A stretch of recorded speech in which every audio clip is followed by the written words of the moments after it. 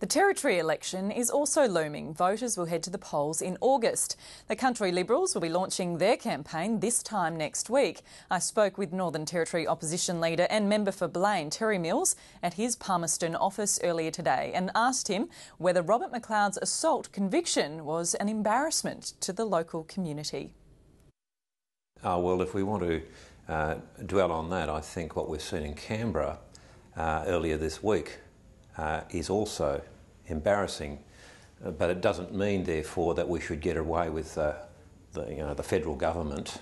Perhaps we should, but we really don't need to get rid of what we have as a system of government.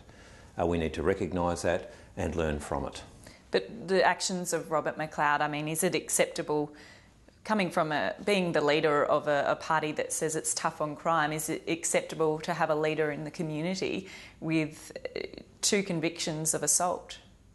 Well, no violence should be condoned in any way. He's taken a position in our community, a position of trust and a high position at that as the Mayor. And he has made a mistake and has to pay quite heavily for that mistake. The recent events concerning local governments has sort of reignited debate about whether or not there's a need for councils, and there's calls for that to be debated. Do you support the abolition of local governments? No, I don't. What I do support, though, is a call to citizens to be involved in the systems that we have. What's important is decision-making, and decision-making that's based upon a clear understanding of what the local community wants. Now, that's non-negotiable. And that's why the reforms in the bush have failed, because we've got a system in place that might have satisfied bureaucrats and boffins in high office, but it has depleted the community strength of local communities in the bush. Moving on to the Territory election in August, you've been criticised for being a party that doesn't have any policies. When can Territorians expect to see some policy detail? Look, the Labor Party are completely obsessed with the Territory opposition. They are so obsessed, in fact, that they've lifted a number of our policies. The most recent is after 11 years of fluffing around the place, they've now identified the Gun Peninsula as a place where heavy industry could go. We've been saying that all along. In 2001, that was a clear position. I stated it in 18 months ago. Now, on the eve of an election, they've decided that it's a good thing to do. The reform to the prison system, that's something they lifted from our 2008 policy. Now, it's pretty cute for a Labor government to now become so obsessed with the opposition. They should be obsessed with getting on with the job that they've been elected to do. But in terms of our policies, at a time of our choosing, we will announce those policies. We are ready, and we are ready to make those announcements at a time of our choosing, not Chris Burns's call. In the coming weeks, months? Well, we've got a launch coming up next week, and that'll set the first foundation stone in place, and upon which we'll build it with subsequent announcements. We're ready. On the issue of policies and differentiating yourself from Labor, is that going to be a difficult task, considering the policies are quite similar? I think attitude is going to be the main difference. We recognise that we need to strengthen people.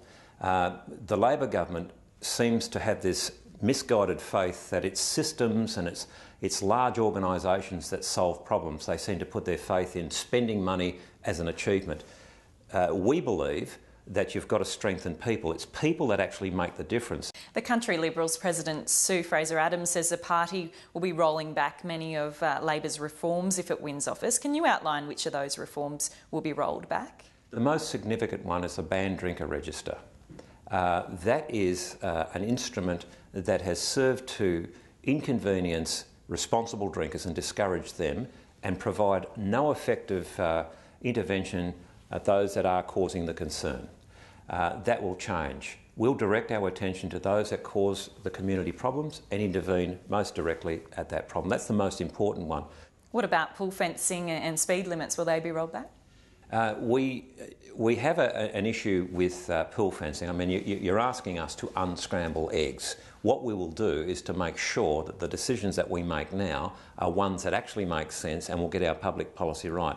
In terms of speed limits, there are some sections of road that we would consider allowing people to drive at a speed that is, according to the conditions, according to their ability and their vehicle. there will be some areas where that would be considered. The sitting CLP member Ross Boland has been dropped and won't be contesting the August election. Is this a result of internal polling? This is a result of a grassroots organisation, that's our party, the Country Liberal Party, making a decision that we needed to reopen pre-selection for the seat of Drysdale. The primary reason is, and it's on the public record, is that Ross is a good guy, he's done a good job, but where he needed that cut-through, he wasn't able to provide that level of cut-through. But he's a sitting member, and you're saying he has done a good job. Isn't it risky to then get rid of somebody who already holds the seat? Oh, well, there's always an element of risk around decision-making, but I understand this decision.